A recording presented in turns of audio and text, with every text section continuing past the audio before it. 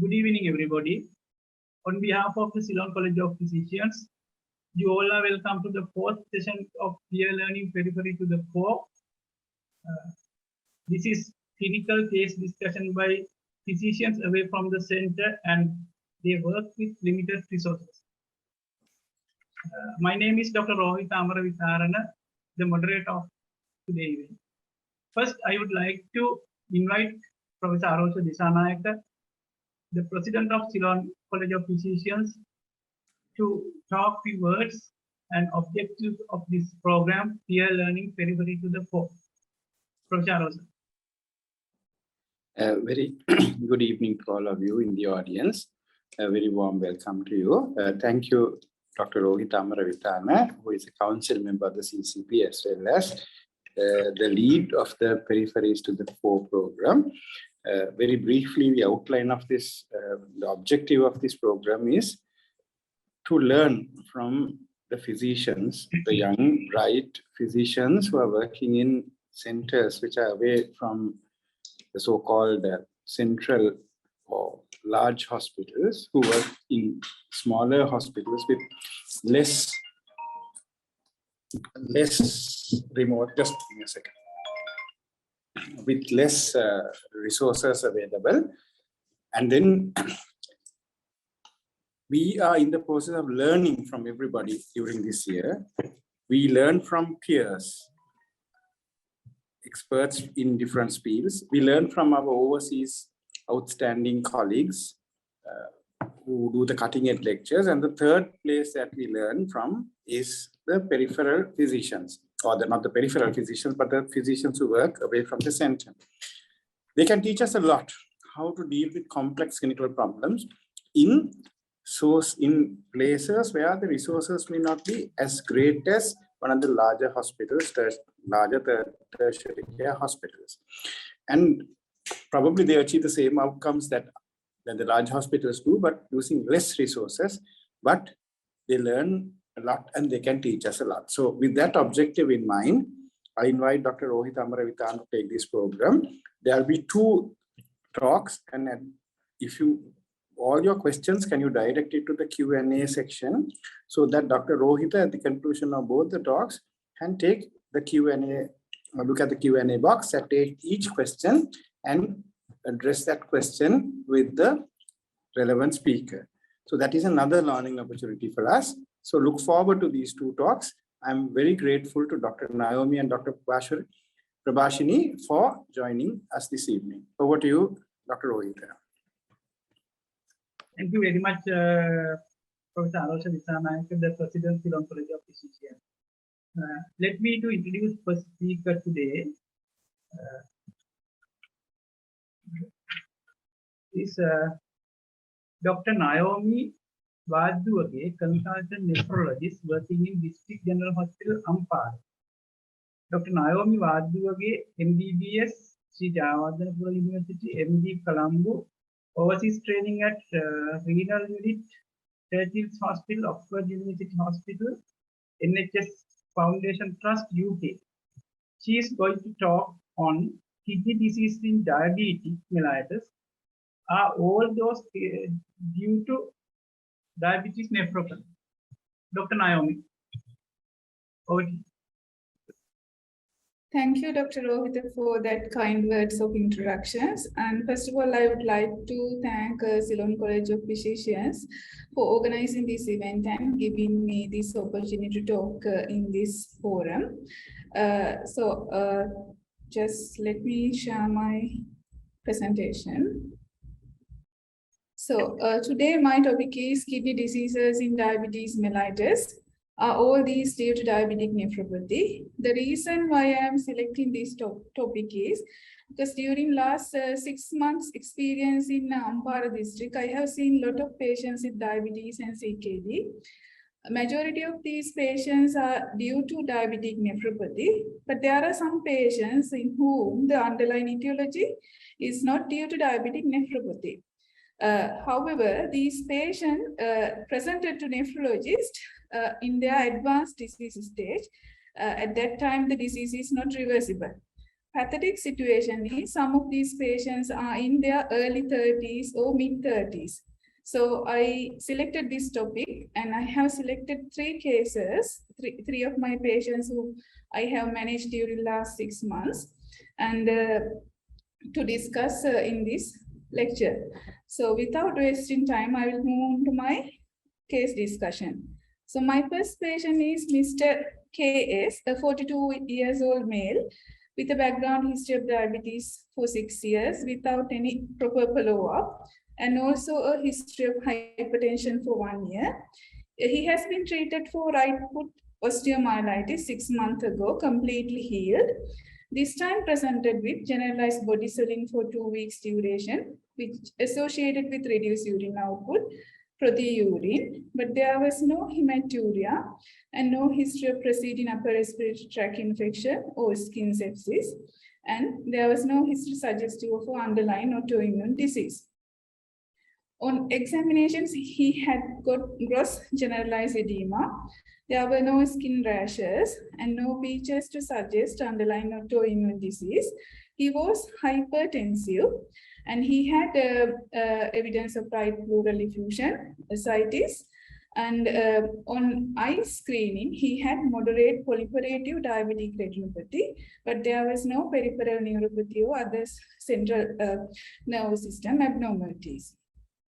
Investigations reveal proteinuria of 3+ with moderately field-full pus cells and some CAS on his urine pool report.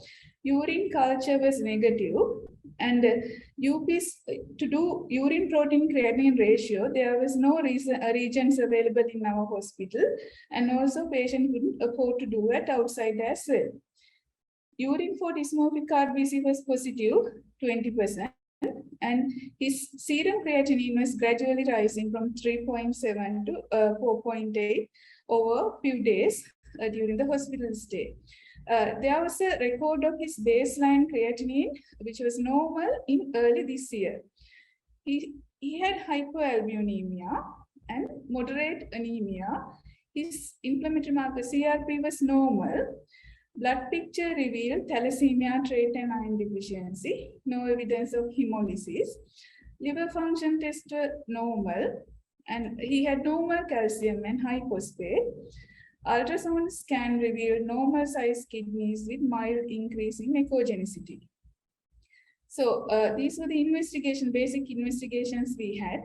With these things, basically I had a patient, middle-aged male with diabetes, without proper follow-up and evidence of microvascular disease, presented with AKI and active urine sediment. So at this point, my differentials, because there is evidence of AKI and active urine sediment, this is unlikely be due to diabetic nephropathy. So I thought this could be acute glomerular nephritis. And also, he had a rapid rise in creatinine over a few days. So this could be a rapidly proliferative glomerular nephritis with or without crescents. Even though this is a least possibility, so when they have a gross peripheral edema, they could have like intravascular hypovolemia and result in pre-renal AKI. Usually this causes mild degree of AKI. Although it is a least possibility, I put this also as a differential diagnosis. To do if this is an AGN, then what is the underlying etiology? So unfortunately, we couldn't do immunology screening. One is because the reagents are not available at the moment at MRI, and also patient couldn't afford to do it outside as well. Virology screening was negative. So there is clear indication in this patient to do a biopsy because there is an acute kidney injury and active urine sediment. So went ahead with the renal biopsy. These two photos of basically not my patient, I have taken from Google because we don't have facility to take photograph of biopsy specimens at Ampara. Patients had some sort of diabetic changes as well, because 3 out of 26 glomeruli were completely sclerosed, and there were some nodular glomerular sclerosis as well. On top of that, all viable glomeruli were globally expanded and lobular architecture with mesangial matrix expansion and hypercellularity with many neutrophil infiltration. On your left-hand side, I put a normal glomerulus where you can see capillary lumens are clear and the number of mesangial cells are normal and capillary lumens are not obliterated by any inflammatory cells. Compared to the left-hand photograph, on your right-hand photographs, which is almost similar to my patient's biopsy report, which is globally expanded, hypercellular, you can't even see a single capillary lumen without obliteration. So the immunofluorescence, we don't have facility at Ampara, but we can get it down at MRI by sending the biopsy sample to MRI. So which is suggestive of some form of immune complex mediated disease. So this patient has features of diffuse involvement and global involvement, also immune complex mediated disease. So based on the patient's history and the findings of the renal biopsy, this was concluded as acute diffuse proliferative glomerulonephritis. Most probably underlying would be post-streptococcal or post-infectious glomerulonephritis. In addition to that, he had features of some background diabetic glomerulosclerosis as well. But unfortunately, we couldn't do any immunological screening, even complement level anti-streptolizing or titer, because patient couldn't afford it outside. So based on this diagnosis, I have managed the patients thinking that this is diffuse proliferative glomerulonephritis, probably post-infectious or post-streptococcal. Initially, manage support with supportive care, fluid restriction, low salt diet, diabetic diet, and the pharmacological agents to treat for edema and control blood pressure and blood sugar as well. However, this patient had resistant fluid overload. I had to do few dialysis sessions to get rid of additional fluids in his body. Usually, the post-streptococcal or post-infectious glomerulonephritis are get resolved by itself and treatment not necessary. However, this patient had rapidly proliferative type glomerulonephritis, I mean the rapidly rising creatinine with active diffuse lesions. So by the time he presented to me, there was no evidence of acute infection. To save his kidneys, I thought of giving steroid. So I have started methylprednisolone pulse 3 days followed by oral prednisolone. So during the follow-up period, he had poor glycemic control with steroids. And also once he again presented with right lower limb cellulitis, which also managed successfully. And because of financial difficulties, there were some defaulted clinic visits. He had to call several times and get him back for continuation of treatment. However, the outcomes are satisfactory. So he had complete recovery of his renal functions. Serum creatinine improved from 5 milligram per deciliter to baseline, his baseline creatinine. Now it is around 1 milligram per deciliter.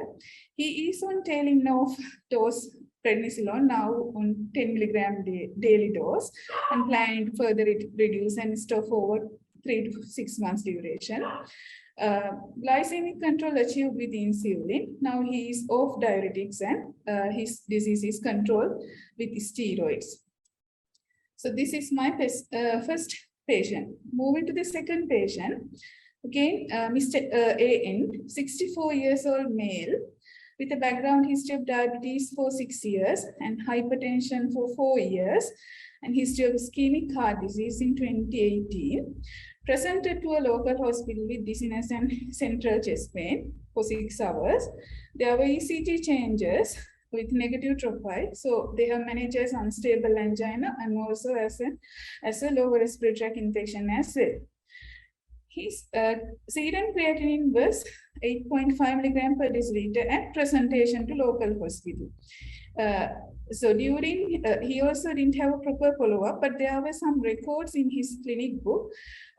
In 2019, he has had creatinine of 1.5 milligram per deciliter and 1 plus proteinuria. So there was some background element of kidney disease as a chronic kidney disease. And during the local hospital, hemodialysis was initiated due to pulmonary edema and reduced urine output. So he was transferred to DGH Ampara for further management of his kidney disease. At our hospital, he didn't have ongoing chest pain. He was treated for unstable angina. He gave a history of cough for 1 week, but there were no significant temperature spikes or worsening of dyspnea. However, he had persistent low urine output, and on examination, he was hypertensive. There was mild pedal edema and some evidence of pulmonary congestion. Apart from that, there were no significant abnormalities, and his eye screening revealed no diabetic retinopathy. So his investigation showed UFR 1 plus of albumin with some red cells. Basically, this is a catheter sample, and he didn't have a growth on his urine culture. He had 1 gram of proteinuria. Urine for dysmorphic RPC was negative. His creatinine was persistently high, about 10. And he had a slightly elevated CRP at presentation, and which was declining later with treatment. And he had high ESR around 108. Again, he had moderate anemia. Blood picture revealed normochromic normocytic anemia could be due to underlying chronic disease and moderate rular formations. He had normal albumin levels. There was no reversal of albumin and globulin, normal calcium, and mildly elevated phosphate level. His urine Bence-Jones protein was negative. Serum protein electrophoresis, there were no abnormal monoclonal glands. Chest X-ray, no significant abnormality. Skeletal survey revealed no lytic lesions. Virology screening again negative. Ultrasound, normal sized kidneys with slightly increased echogenicity suggestive of acute kidney injury. Echocardiogram revealed good cardiac functions. So basically this is again, and during the hospital stay, even though it is very not very cohesive, we manage him as an AKI on CKD, secondary to cardiorenal syndrome and sepsis, which is not much evident in these patients. He was not that high patient or not that ill. So he had persistent low urine output and raised creatinine, which required quite a few sessions of dialysis. And also his course of hospital stay complicated with catheter-related UTI. Probably this second hit might have prolonged the AKI, duration of AKI. And later, his urine output improved, and we were managing without dialysis, but his creatinine remained stable around 8.5 without HD, and which was not further dropping. So he was discharged with a stable creatinine and good urine output with the plan of reviewing in few days, because thinking that this creatinine might improve with time. On review after 4 to 5 days, he had a good urine output, no fluid overload features or uremic symptoms, but his creatinine remained elevated around 8 milligram per deciliter. So basically this gentleman, 64 years old male with a background history of diabetes, hypertension, ischemic heart disease, and CKD stage 3A, presented with unstable, history suggestive of unstable angina, and his hospital stay complicated with catheter-related UTI, managed for oliguric AKI, required dialysis. However, he had persistent elevated creatinine despite improvement of urine output and recovery of precipitating factors. So at this point, we thought whether this is established chronic kidney disease, because during last 3 years, he didn't have any creatinine report.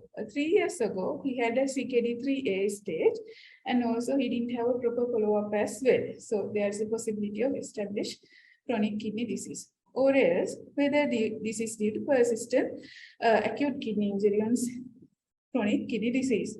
Sometimes AKI takes some time to recover back to baseline or to a partial recovery. So we don't know what it is. And this patient didn't have a retinopathy as diabetic retinopathy as well, and there was no there was mild proteinuria, which is subnephrotic range, no significant proteinuria as well. So to find out the cause for this, we went ahead with the biopsy. Again, on HNE staining, because we don't have other special staining at Ampar, only HNE is available. There were some chronic changes. 4 out of 13 glomeruli are completely sclerosed, only 9 are viable. All viable glomeruli are histologically unremarkable, interestingly. And he had some evidence of mild to moderate acute interstitial inflammation with lymphocyte infiltrations.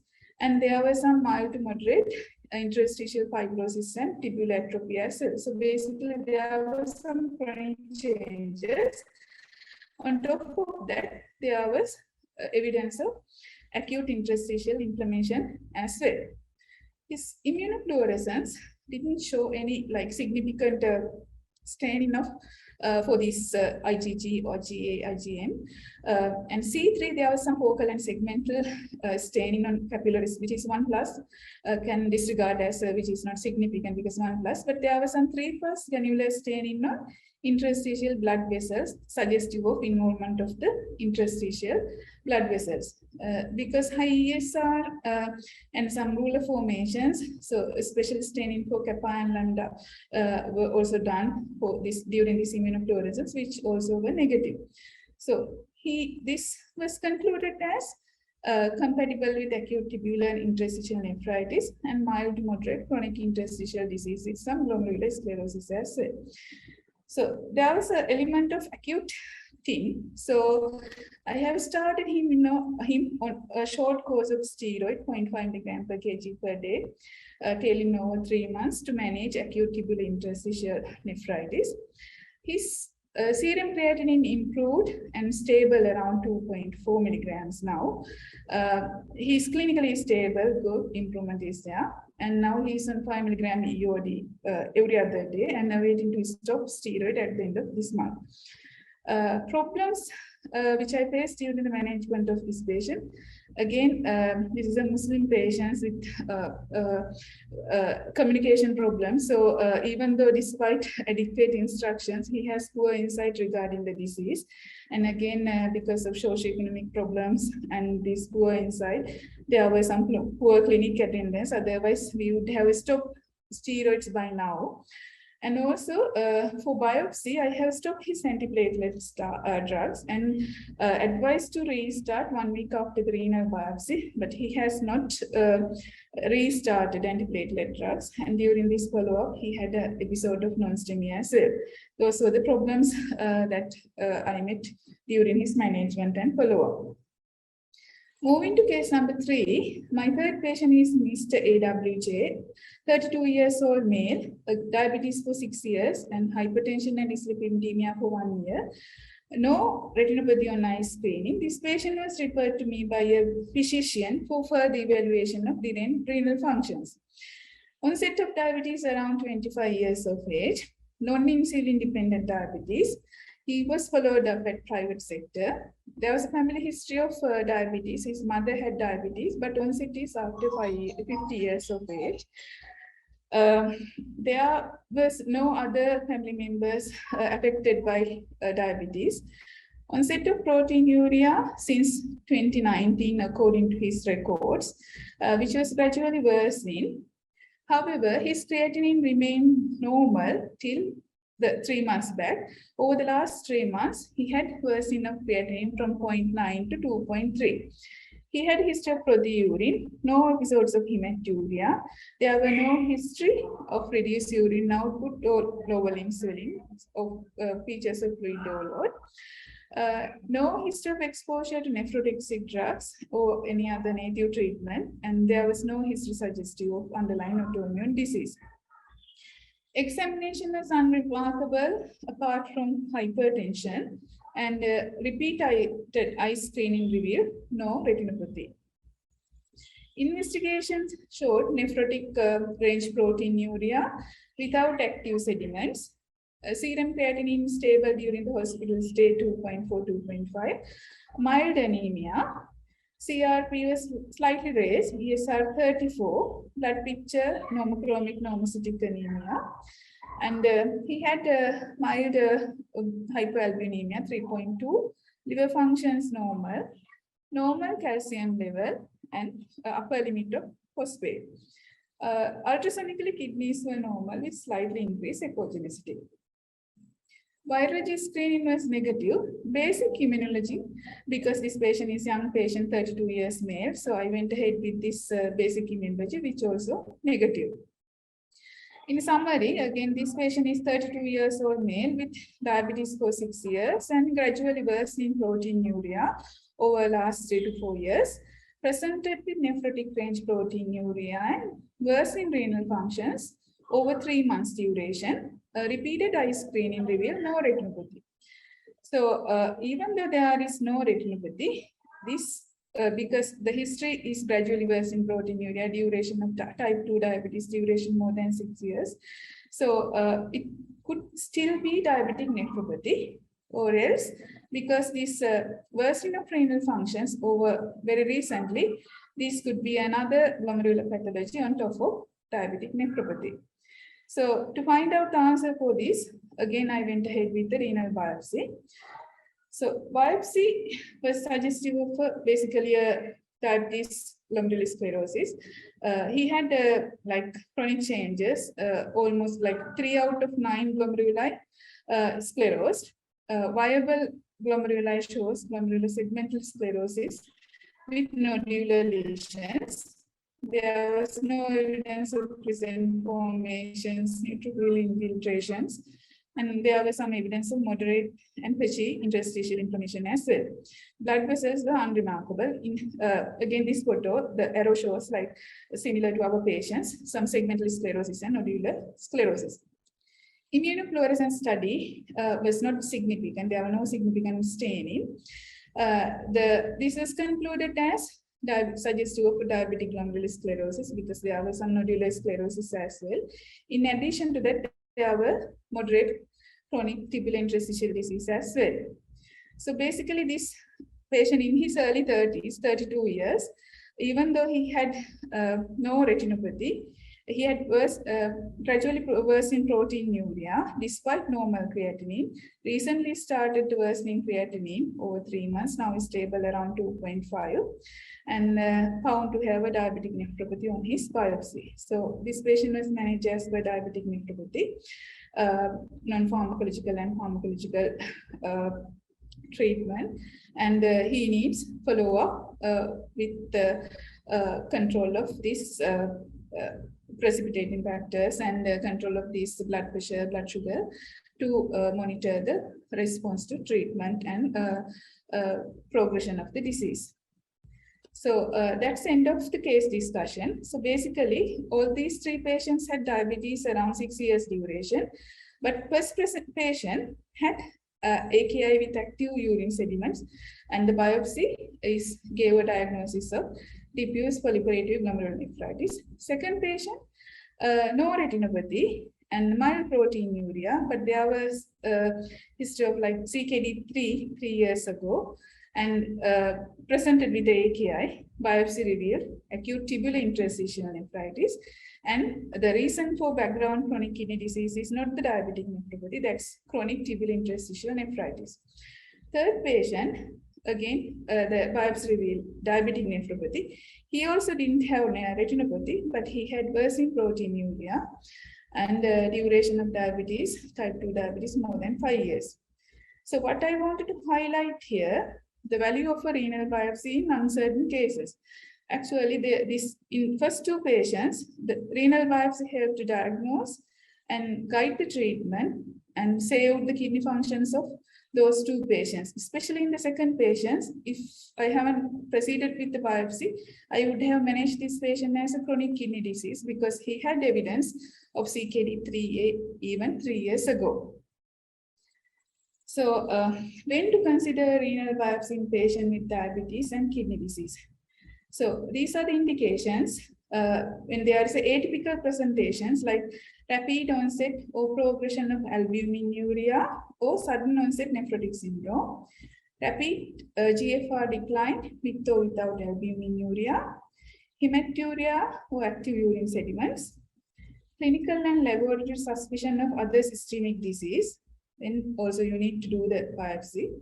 And in type 1 diabetes patients, usually they get diabetic nephropathy after 10 years of onset, and diabetic retinopathy precedes the onset of diabetic nephropathy. So in type 1 diabetes, short diabetes duration and absence of retinopathy also an indication for biopsy. So recently published this Italian article shows, suggests the future indications for renal biopsy might be extended to, we always talk about this albuminuric diabetic kidney disease, but there is a phenotype, non-albuminuric diabetic kidney disease as well. So we think that the underlying etiology may be the vessels involvement and the tibial interstitial involvement. So definition of the histological lesions underlying the non-albuminuric diabetic kidney disease phenotypes, we might need to expand the indication for renal biopsy, and also evaluation of the response to treatment with new anti-hypoglycemic agents with cardiorenal protection like SGLT2 inhibitors efficacy. So these are still theoretical, not clear indications. Above are the clear indication for biopsies in diabetes patients with kidney disease. When to refer a nephrologist, which is very important because sometimes these patients presented to a nephrologist in very advanced stage. At that time, the disease is not reversible. So ADA Standard of Medical Care in Diabetes 2019 state in a patient with diabetes with CKD or renal involvement need to refer a nephrologist for evaluation for RRT if they have eGFR less than 30 milliliters per minute. Uncertainty about the etiology of kidney disease or difficult management issues like heavy proteinuria, worsening proteinuria, worsening renal functions, or rapidly progressive disease, and acute decline in eGFR, more than 25% decrease versus the baseline, or rapid loss of eGFR, that's more than 5 ml per minute for 1.73 square per year, and refractory hypertension, hyperkalemia, renal anemia in patients with CKD with adequate iron stores. So these are some indications, but what I feel is it's better to refer to a nephrologist early, then you won't miss a diagnosis, or then you will reduce the rate of progression of the disease, or it will be able to diagnose non-diabetic kidney diseases in diabetes patients. So I have put a few slides to just summarize the latest KDIGO guidelines on management of diabetes and CKD. Holistic approach is necessary to improve the outcome. Lifestyle modifications like healthy diet includes low protein reduction, basically 0.8 to 1 gram is the 1 gram per kg per day is normal protein intake for a person. So recommended protein intake for a diabetic nephropathy is 0.8 gram per kg per day, and low salt, less than 2 gram sodium or less than 5 gram sodium chloride. Physical activity, moderate physical activity, 150 minutes per week, like 30 minutes per day in 5 sessions per week, moderate physical activity, smoking cessation, and weight reduction, weight management, maintaining within BMI. First line drug therapies include for hypoglycemic agents, metformin if eGFR is more than 30, and SGLT2 inhibitors if eGFR is more than 20, which has proven benefit in cardiorenal protection. And if the patient is hypertensive and albuminuric, renin-angiotensin inhibitors, and lipid lowering therapy if indicated. Then, depending on the glycemic control and albuminuria, you need to adjust the targeted therapy.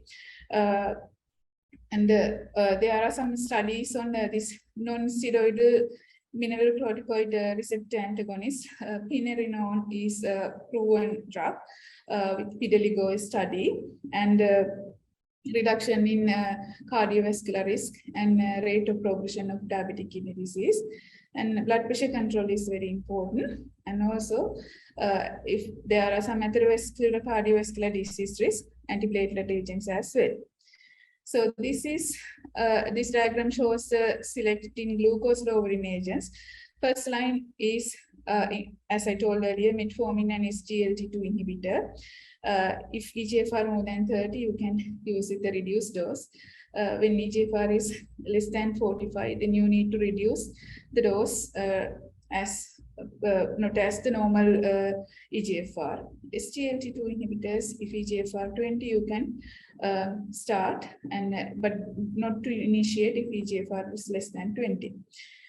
Other therapies are GLP-1 receptor agonist, DPP-4 inhibitors, insulin, sulfonylurea, thiazolidinediones, alpha-glucosidase inhibitors. Depending on the patient's choice and the comorbidities, we need to select these agents. Regarding the ACE inhibitors, renin-angiotensin system blockade drugs, we don't combine these drugs. We use only either ACE inhibitor or ARB. And we need to monitor renal functions 2 to 4 weeks after initiation of ACE inhibitor. If the EGFR reduction is less than 30%, you can continue. But if it is more than 30%, then you need to evaluate for underlying cause, maybe like concurrent use of other drugs like NSAIDs, diuretics, or volume depletion, or else we need to rule out renal artery stenosis as well. And with the presence of hypokalemia also, we need to rule out other possible causes. We always try to continue these drugs without stopping straight away. And unless it is clearly indicated, only we go for stopping or reducing ACE inhibitors, because this has proven benefit in reduction of proteinuria and reducing the rate of progression of diabetic kidney disease. So moving to the limitations which I faced during the management of these patients. In diagnosis, there were unavailability of reagents even for basic investigations such as urine protein creatinine ratio. And immunological test, screening test, not available. I won't expect it to be available at Ampara, but at least in one center like MRI, the reagents are not available, probably because of the crisis. And so the diffuse proliferative glomerulonephritis, we couldn't diagnose what is the underlying etiology. However, patient managed successfully with the steroid, because there are other causes also visible for diffuse proliferative glomerulonephritis. And we don't have a special staining for renal biopsies based on the HNE and immunofluorescence studies done at MRI manage these patients. And so in transporting immunofluorescence specimens to MRI, this is again, we are facing problems these days because of this fuel crisis. And managing patients, socioeconomic problem is a big issue. Low education, poor insight despite adequate information, and also because of the economic problems, their priorities are different. So they try to do something and find out their daily expenditure rather than visiting these clinics. And most of these, not all these patients, 3 patients not from Ampara, one is from Samanture, one is from Akkarepattu, other one from Pothuwil. So if when they are coming to the clinic, their whole day is gone. So their priorities are different. Those are the main problems which I faced during management, but repeated calling and try to bring down them, and some help with the economic, like at least for the drugs or some investigations, help to manage these patients. So basically I wanted to give these take-home messages. Kidney diseases in diabetes, not always due to diabetic nephropathy. And consider a renal biopsy if diagnosis of diabetic nephropathy is uncertain. Early referral to nephrologist will improve the outcome of kidney diseases in patients with diabetes. Holistic approach is necessary for improving outcomes in patients with diabetes and chronic kidney disease. So I want to thank my patients, my medical officers and other staff, and Dr. Lakmali Karyawasan, our consultant pathologist, dedicated consultant pathologist. We get this HNE report within 48 hours of biopsy, able to get the report. Unfortunately, now she was transferred to some other place. And Dr. Nishali Ekanayaku, consultant pathologist at MRI, helping us with doing these immunofluorescence studies. And finally, the Ceylon College of Physicians for giving me this opportunity to share my experience in this forum. Thank you. So,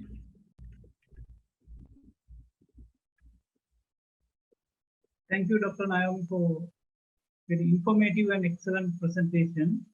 And we will discuss questions received from online audience at the end of the second presentation. Let me to introduce second speaker today, Dr. Prabhashini Kumarihami. Dr. Prabhashini Kumarihami, MBBS Peradeniya, MD Colombo, MRCP UK, overseas training at the Queen Elizabeth Hospital, UK. Currently, she is working in Base Hospital, Kahawat, as a consultant general physician. She is going to present a case of persistent fever following recovery of dengue. Dr. Prabhashini.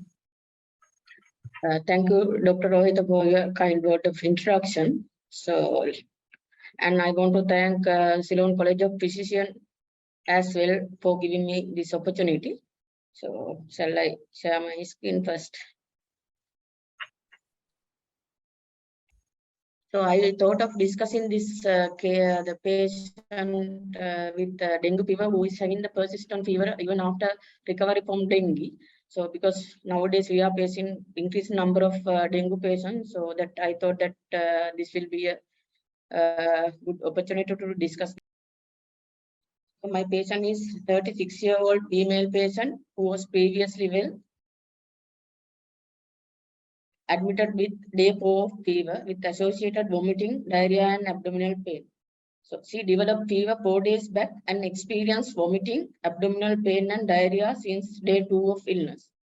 And she denies any respiratory symptoms, no urinary symptoms, and her urine output was normal. No contact history of similar illness, and is a mother of 2 children. So on admission, her capillary repelling count was less than 2 seconds with warm peripheries, but she was clinically dehydrated. So blood pressure was 110/60 with no postural drop, and pulse rate was 92 beats per minute. Lungs were clear and had bilateral equal air entry, and on abdominal examination, there was mild hypochondriac tenderness with no organomegaly or free fluid. So on admission, we did the inward PCV, which was 43, and WBC was 2.1, and which was coming down, and HB was 15.7, and platelet was 55, again coming down. And her NS1 was antigen was positive and had CRP of 102. AST/ALT was elevated, and creatinine was normal. And inward ultrasound scan showed no evidence of dengue hemorrhagic fever. So diagnosis of dengue fever with associated gastroenteritis was made, and monitoring and fluid was started accordingly, and IV antibiotic was started. And after hydration, PCV dropped to 38. So on day 2 of admission, that is day 5 of fever, during the morning hours, parameters were stable and ultrasound scan was normal. Towards the evening, patient was complaining, feeling unwell, and there was a worsening of her abdominal pain. At that time, capillary repelling time was less than 2 seconds. Blood pressure was 100/65 with no postural drop, and pulse rate was 100. And there was a rise in PCE to 44, and platelet was 28, and WBC just started to rise. So we did the bedside ultrasound scan, which shows gallbladder wall edema with fluid in pericocystic and hepatorenal pouch, suggesting dengue hemorrhagic fever. So dengue hemorrhagic fever monitoring chart was started and managed according to the guidelines, and she was stable until 32 hours of DHF, at which point her blood pressure dropped to 90/60 with the pulse rate of 110. Capillary repelling count was around 2, and urine output has dropped to 15 ml. And we did the inward PCV, which came as 31, and there's a significant drop in the PCV and the drop in the hemoglobin value as well. Patient denies any melena or any other bleeding, and no melena was detected on PR examination, per rectal examination. So we did the VBG, which showed pH of 7.36 with the lactate of 3.5 and bicarbonate was 18, base excess was minus 7.9, and PCO2 was 23, and calcium was towards the low side. So she was having compensated lactic acidosis with low calcium. So we corrected the calcium level and we gave the blood transfusion. With the blood transfusion, patient became stable, and we did the ultrasound scan later, and it shows increase in the pre-fluid in the abdomen, and there was a development of mild right-sided pleural effusion with no ultrasound evidence suggestive of bleeding. So she completed the 48 hours of DHF, and by this time diarrhea was settled and patient was stable. So when you see the fever chart, so this first arrow indicate where the patient developed the dengue hemorrhagic fever, initiation of the dengue hemorrhagic fever. So by that time, patient had the high fever spike. So we thought, because the patient was having the gastroenteritis with high CRP, we thought it would be a bacterial gastroenteritis with associated dengue. So we started on antibiotic, and then the second arrow indicate where the patient completed the 48 hours of DHF. So even by that time, patient had the fever. So next day, fever was settled, and again, in next day, she started to have high fever spike. So at this point, we were thinking whether it is due to some secondary infection or whether it is due to co-infection, and we excluded those possibilities. But the fever continues to rise, and the patient was clinically stable despite this high fever spikes. So what could this be? So difference diagnosis that came into our mind was whether it is a secondary infection or hospital-acquired infection, or whether this is a co-infection. So nowadays COVID-19 also there, so it could be a associated co-infection with COVID-19, or the leptospirosis are also common in the community, so could be associated leptospirosis or other co-infection, other viral infection as well. As the patient was on antibiotic, we thought whether it is an antibiotic-associated fever. So by this time, the CRP has dropped to around 10-14. So we stopped the antibiotic as well. So other important possibility that we need to consider is hemophagocytic lymphohistiocytosis, or this could be something else. So when we talk about the hemophagocytic lymphohistiocytosis, it's an uncommon fatal disease of otherwise normal but hyperacute lymphocyte and histiocytes. It could be hereditary or acquired. It is primarily caused by the mutation in the genes that are responsible for the production of cytotoxic T cells and natural killer cells. So secondary HLH is a potentially fatal condition that develops following several primary causes like lymphoid malignancy, autoimmune disease, or infections including dengue. So other infections also like Epstein-Barr virus infection, HIV, cytomegalovirus infection, and other bacterial, fungal, and protozoal infection, as well as COVID-19 can cause the secondary HLH. So when we talk about the dengue, so dengue virus 1, 3, and 4 have been identified to cause the HLH. So delayed diagnosis and treatment of HLH are often associated with high mortality and morbidity. Fever, hepatosplenomegaly, lymphadenopathy, and neurologic dysfunction are common among the common symptoms, and HLH often leads to multi-system involvement and failures. And these patients are usually critically ill. The diagnosis of HLH can be established with one of the two criterion, and confirmation of the molecular diagnosis is the one, and second one is on 5 or more of the following clinical findings. So if the fever is there more than 38.5 Celsius, and splenomegaly, cytopenia affecting the more than 2 cell lines in the peripheral blood with the HB of less than 9 gram per deciliter, and platelets of less than 100,000, and neutrophil is less than 1. And the other criteria are hypertriglyceridemia with the fasting triglyceride level more than 265 and low fibrinogen level with the less than 1.5 gram per deciliter.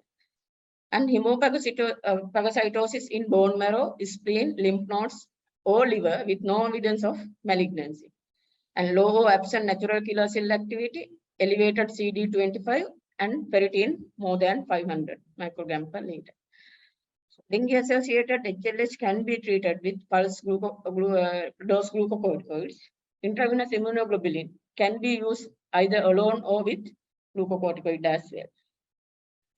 So, coming back to our patient again. So, our patient, when she is having the continuous fever, we were daily assessing the patient with the history and the examination. So, there was no any respiratory symptoms, no urinary symptoms, and had good urine output. There was no any headache, photophobia, or other neurological symptoms. There was no skin rash, but it was difficult to assess the skin rash because the patient was having the dark complexion. And no oral ulcers, hair loss, or any photosensitive rashes. She denies any abdominal pain, diarrhea, or significant weight loss by this time, and had bilateral ankle joints and knee joint pain and swelling in the ankle joint with no other joint involvement, or there was no back pain. So, despite having high PV spike, her appetite was improving and feeling better day by day. And there was no exposure to leptospirosis, and there was no high-risk sexual behavior or previous blood transfusion history. So in the examination, patient was febrile, not pale or ecteric, and throat was normal, no neck stiffness, and she was conscious and rational, and there were no lymph node enlargement, no cannula site infection or evidence of cellulitis, and respiratory system examination and abdominal examination was normal, and she was hemodynamically stable, and heart sounds were normal, and there was no any murmurs, and neurological examination was normal. So bilateral ankle joint swelling and tenderness was there, but there was no knee joint involvement, even though patient complained of knee joint pain. So other joints were normal. So basically, this on examination, what we found was the patient was febrile and having bilateral ankle joint swelling and tenderness. So WBC, it was persistently having the neutrophil leukocytosis after the recovery from dengue hemorrhagic fever, and platelets was at the normal to higher normal range. HB was stable and CRP was marginally elevated, and ESR was 57, and AST-ALT was persistently towards the higher side, and normal INR and total bilirubin and fraction were normal. So this is the investigation that we did up until day 10. So you can see that by the day 10, patient has developed leukocytosis, and platelet has become normal, and AST-ALT is persistently towards the elevated side, and CRP was 15, and we did the IgM dengue antibody, then which came as positive. So on further evaluation of this patient, we did the UFR and urine culture, which was normal, negative, and blood culture was negative, and chest X-ray was normal, and we did the rapid antigen test and COVID PCR, which came as negative, and ultrasound abdomen and pelvis was normal, no organomegaly, fluid collection of or abscess in the initial ultrasound, but later there was mild hepatosplenomegaly. And malaria antigen, thick and film was negative, and 2D echo was normal. So blood picture shows neutrophil leukocytosis with no abnormal cells, homochromic normocytic red cells, and reactive lymphocytosis, possibly due to recent viral infection. Conclusion: infection, inflammation need to be excluded. So we did the MAN2, and it was negative, and sputum AFB and urine AFB came as negative. So we did the HIV 1 and 2 antibodies, which came as negative, and triglyceride level was normal, and we sent the hepatitis C screen into the MRI, and HRCT chest was normal. So by this time, patient said told that youngest child has developed the fever, so she was asking to go home. So because the patient was there for more than 2 weeks, and patient, even though patient is having high fever spike, she was clinically stable. So we decided to send home for a few days to look after her child. And by that time, before sending her home, we sent the ANA, rheumatoid factor and ferritin. And we send the patient after taking the contact details, and there was a high risk of default in the treatment because when she had the fever on day 3, she has gone to the local hospital where she was asked to admit, but she didn't admit. Next day she was feeling unwell. That was the reason that she got admitted. So we thought that she might not admit again for the further evaluation this time as well. So we took the contact details, and medical officer in charge of the divisional hospital was informed regarding this patient because she was near to the walking distance from the divisional hospital. So we asked her to go to the hospital and get monitored by the OPD doctor. So, and other thing is we get her down to the day 5 of discharge to the VP clinic at local hospital, and she was readmitted after a week for the peer evaluation. So by the time she get admitted for the second time, so report came and ANA was negative and rheumatoid factor was negative and serum ferritin was 2,494. So WBC was remained towards the high side with a neutrophil of 83%, CRP was 42, and ESR was 56. And even after 3 weeks of dengue, so AST-ALT is still towards the higher side. So then what could this be? So HLS was less likely because she didn't fulfill the criteria for the HLS, and there was no evidence to suggest any secondary infection, and it was not an antibiotic fever as the fever continues even after stopping antibiotics. So our patient basically had the persistent high-grade fever. The patient was clinically well despite high fever, and she had arthritis and persistent leukocytosis, mild hepatosplenomegaly, negative rheumatoid factor and ANA, and elevated AST-ALT with elevated serum ferritin. So at this point, we thought whether this could be a case of adult onset gill disease. So at that point, we decided to start her on non-steroidal anti-inflammatory drugs with proton pump inhibitor. Was taking this decision was a little bit tricky because the patient was just recovered from the dengue hemorrhagic fever and she had the evidence of bleeding, even though we didn't identify the focus of bleeding at the time of the dengue hemorrhagic fever. So starting a NSAID in such sort of a patient was tricky, but clinically we decided to go for that. And the fever and joint pain was responded for the NSAID. So we started on low dose prednisolone after that, and she is now under clinic follow-up, and now there is no fever or arthritis. WBC and AST-ALT normalized when we review her in 2 weeks time in the medical clinic. So you can see the upper temperature chart showing the previous first admission temperature, spike in temperature. And at the beginning of the second admission, we started on NSAID, and you can see then after starting of NSAID, after 72 hours, the fever started to drop and she didn't have further fever spike. So when we talk about the adult onset still disease, so it is a rare systemic inflammatory disorder characterized by daily fever, inflammatory polyarthritis, and transient salmon pink maculopapular rash.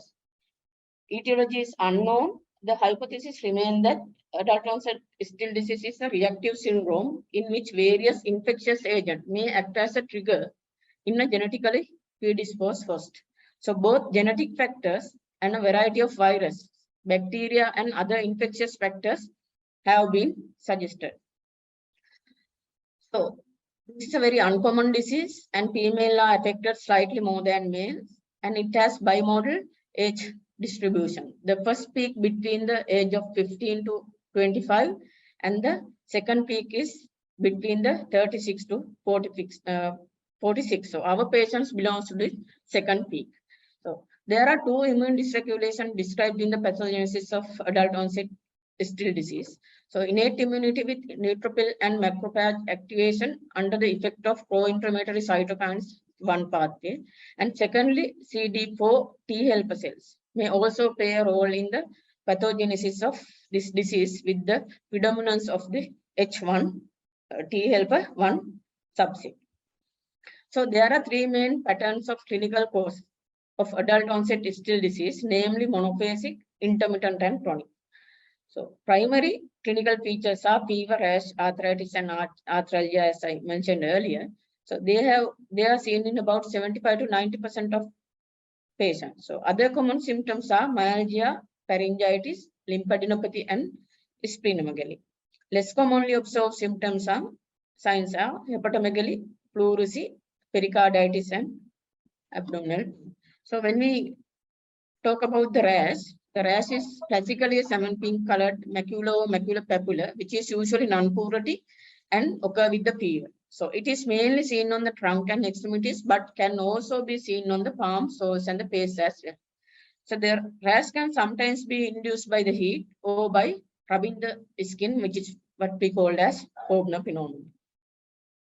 So arthritis can initially be mild, transient, and oligoarticular, and may evolve to severe, destructive, and symmetric polyarticular forms.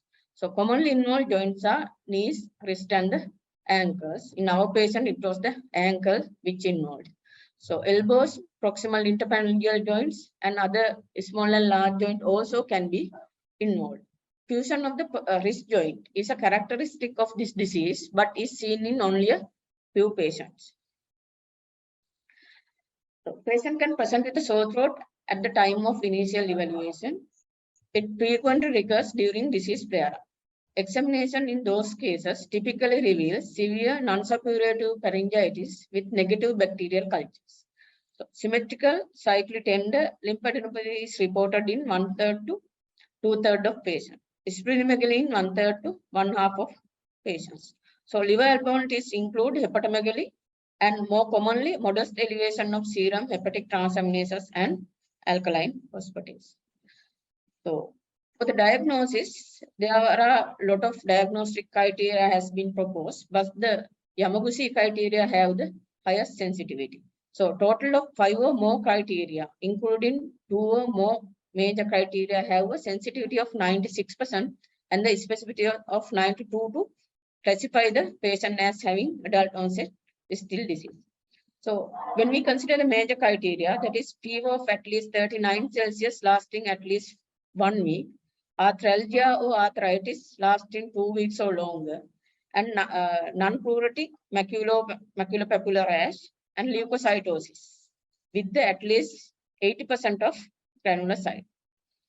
So minor criteria are sore throat, lymphadenopathy, hepatomegaly or splenomegaly, abnormal liver profile, particularly elevation in aspartate and alanine transaminase and lactate dehydrogenase concentrate. So negative test for anti-nuclear antibody and rheumatoid factor.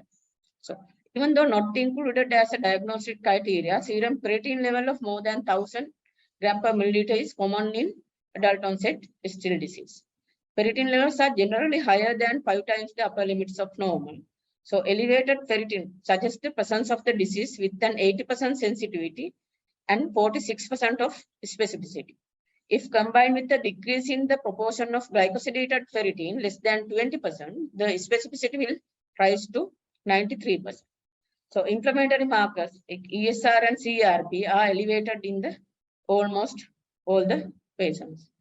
So in our patients, she fulfilled the major and minor criteria required for the diagnosis of adult onset still disease. So radiographs early in the disease typically are either normal or slow. Side joint space narrowing and periarticular osteopenia is there. So narrowing of the wrist, carpal, metacarpal, and intercarpal joint spaces, which may progress to bone ankylosis, is a classical radiological finding. So treatments, if you consider the mild disease, that is patient is having the fever spikes and mild joint involvement. So they respond to NSAID alone. So, but the most of them require at least a low dose of glucocorticoid for better control. So in our patients comes under this mild disease category. So moderate disease present with debilitating joint symptoms, high-grade fever, or internal organ involvement, which is not life-threatening. Initially treated with glucocorticoids, initiated with prednisolone 0.5 to 1 milligram per kg per day. So biologics, non-biologic disease-modifying anti-rheumatic drugs also might needed if the steroid cannot be successfully tapered. In severe disease, that is life-threatening organ involvement like cardiac tamponade, disseminated intravascular involvement, or severe hepatic involvement. So those with severe disease require initial therapy with pulse IV methylprednisolone, 1000 milligram daily for 3 days. Early use of biologic therapy is also recommended in severe disease.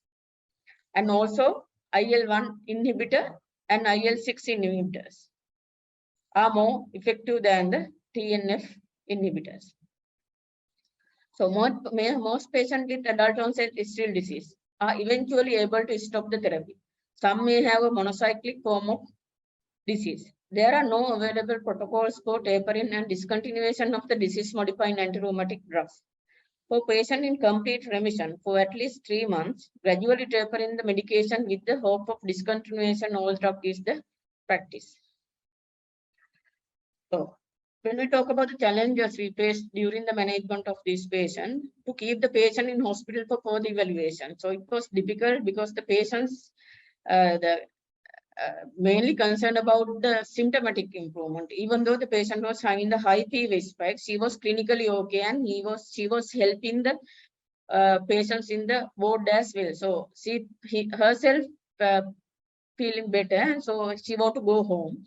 And the other thing was that her husband was a carpenter, and he was the one looking after the 2 children. So loss of income was there. So, and they don't understand the gravity of the disease, but just depending on their education level. And there was a risk of default in the treatment. So that is why we arranged the shared care with the local hospital to overcome this problem. Other thing was the sending sample to the MRI. From our periphery because of the poor problems and not having enough vehicle to send the sample. So for that, what we have arranged is we have discussed with the Balangad Hospital, and we are sending the sample both from Balangad Hospital and from Kahavatta 1 day a week from our hospital the vehicle, and next week it will be sent by the ambulance from the Balangad Hospital.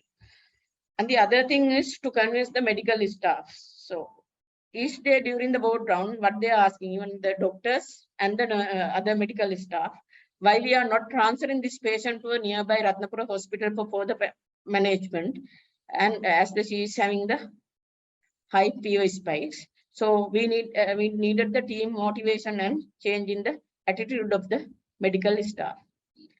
And doing investigation which are not available in the hospital was another difficulty, especially the doing ANA and rheumatoid factor, and the periton was not possible. So what we had to do was we had to discuss with the nearby private labs, and they agreed to do it free of charge. And further imaging, even though it is indicated and there was no contrast available, so we discussed with the consultant radiologist whether we can get any added information from the non-contrast CT than ultrasound scan. So he said it is not possible if we are going for neither contrast CT. So unavailability of the contrast, so we didn't go for the imaging. And we had to take the clinical decision on starting NSAID and steroid, as I said, in a patient who just recovered from the dengue hemorrhagic fever and had the bleeding at the time of dengue hemorrhagic fever. So taking that clinical decision was challenging. So this ends my case presentation, and I would like to thank the patient and all the staff in my ward, and also the College of Physicians for giving me this opportunity.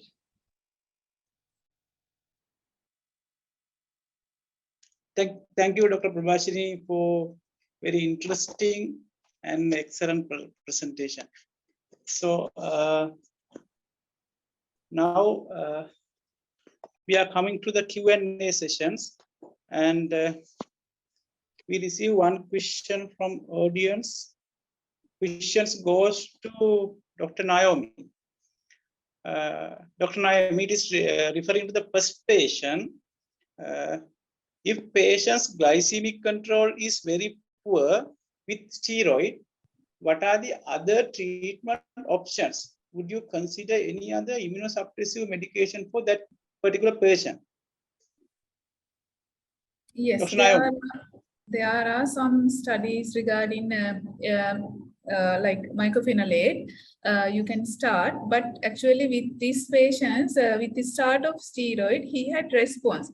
So I could taper the steroid dose very quickly without flare-up of the disease. So basically, I was able to reduce dose and manage hyperglycemia with insulin. So I didn't think about a second line immunosuppressions. And usually this post-streptococcal or post-infectious glomerulonephritis self-resolving. But my patients, it's different. He had AKI with rapidly rising creatinine. That's why I started steroids. Otherwise, some would have not think of starting immunosuppressions for this type of patients. So I was able to reduce the steroid dose with control of blood sugar using insulin very quickly, because patient was well responded to steroids and there was no flare up. So there are some other second line drugs like mycophenolate MMF can be used as a steroid tapering agent. Okay. Thank you, Dr. Naomi. And in the absence of further questions from online audience, now we are coming to the end of the sessions today. So first, let me to thank two speakers, Dr. Prabhashini Kumarihami and Dr. Naomi Vaduage, for their very informative and excellent presentations.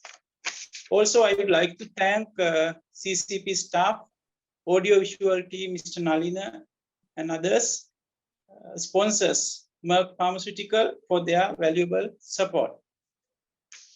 And I also, I would like to thank you all, virtual participants, for joining with us. The next session will be held on 12th October 2022 at the same time. Thank you very much.